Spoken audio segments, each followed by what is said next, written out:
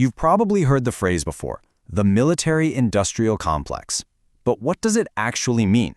Today, we're going to pull back the curtain on this intricate system of money, influence, and policy that lies at the very heart of national defense, as described by those who've studied it for decades. Our story starts back in January of 2009. President-elect Barack Obama was making a promise. He was going to shut down Washington's revolving door, that well-worn path that lets lobbyists move from private industry right into government jobs, a practice he said put special interests way ahead of the public good. So to make it happen, a new rule was put in place. Any lobbyist joining his team had to wait 2 full years. Simple enough, right?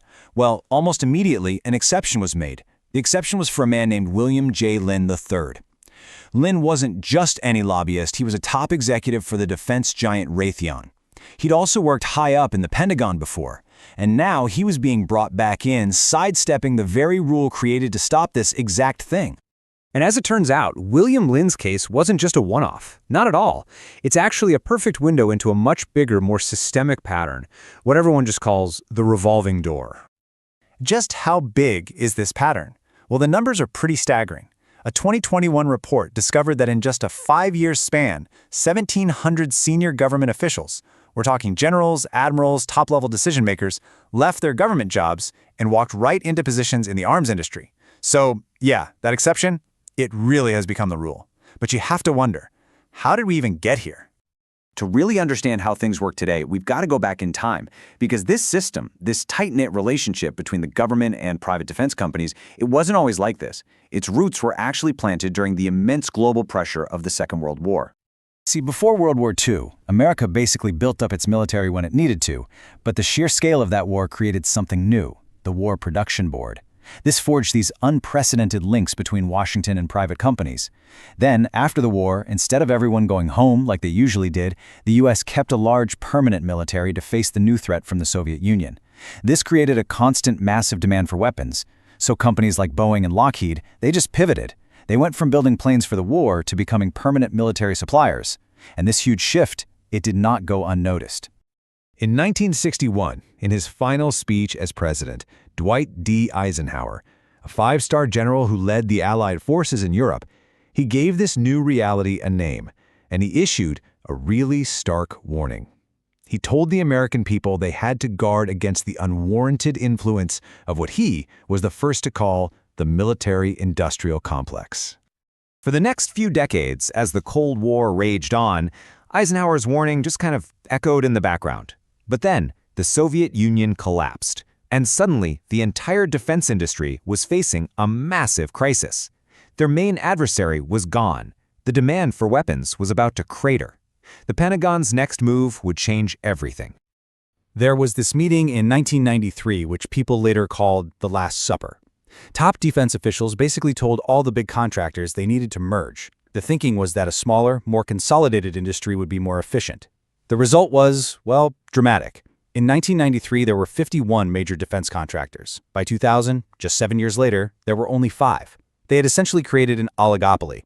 And that consolidation really set the stage for the system we see today. To get how it works, we can break it down into what many critics call its 3 main pillars of profit and influence. It really makes you ask a pretty basic question. In a world where markets go up and down, how has the defense industry managed to be one of the most reliably profitable and powerful businesses on the planet? Well, the answer is in its unique business model and its very, very special relationship with the government. The first pillar is the contracts themselves. A lot of them are what's known as cost-plus contracts. That means the company gets paid back for all its approved expenses, plus a guaranteed percentage on top of that as profit. This creates a really strange incentive, doesn't it? The more a project ends up costing, the bigger the absolute profit the company makes. There's almost no financial reason to keep costs down. And if you want to see a textbook example of this, just look at the F-35 fighter jet. The program started with a cost estimate of around $200 billion. Today, its estimated lifetime cost has absolutely ballooned to $1.7 trillion. And all along the way, as those costs went up, so did the contractors' profits. So the second pillar is all about locking in political support. One of the main ways they do this is with a tactic called pork barrel spending. Take that same F-35 program. The parts for that jet are made in 46 different states.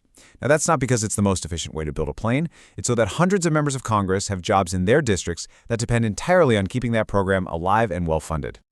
And that political influence is also very directly financial. When you analyze the data, you see a really clear link between campaign money and how people vote.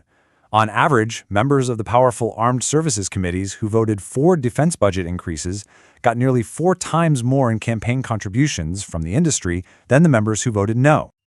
So what's the return on that investment? It's pretty incredible. One study estimated that for every single dollar the defense industry spends on lobbying and campaign donations, it gets a return of 450,000%, measured in bigger Pentagon budgets. And this brings us to the third pillar, and right back where we started our story, the revolving door. In 2024, nearly 2/3 of all the lobbyists hired by the arms industry were people who used to work for the government. They're cashing in on their connections and their insider knowledge of how the whole game is played. And this goes all the way to the top. General David Petraeus went from commanding all U.S. forces in the Middle East to being a partner at a massive private equity firm. The current Secretary of Defense, Lloyd Austin, was on the board of Raytheon before taking his job. And now there's even a new trend, with dozens of former top officials joining venture capital firms that invest in new military tech, using their DC contacts to help land those big contracts. When you put all these pieces together, you start to see President Eisenhower's farewell speech in a whole new light. His warning from over 60 years ago, it wasn't just about the money or the influence. It was about something deeper, the health of a democracy itself. But he didn't end with a message of despair. He actually pointed to a solution. He said, only an alert and knowledgeable citizenry can compel the proper meshing of the huge industrial and military machinery of defense with our peaceful methods and goals. In the end, he put the final responsibility for watching over this powerful system not on the politicians or the generals, but on the public, leading us all to think about that delicate balance between keeping a nation safe and keeping it free.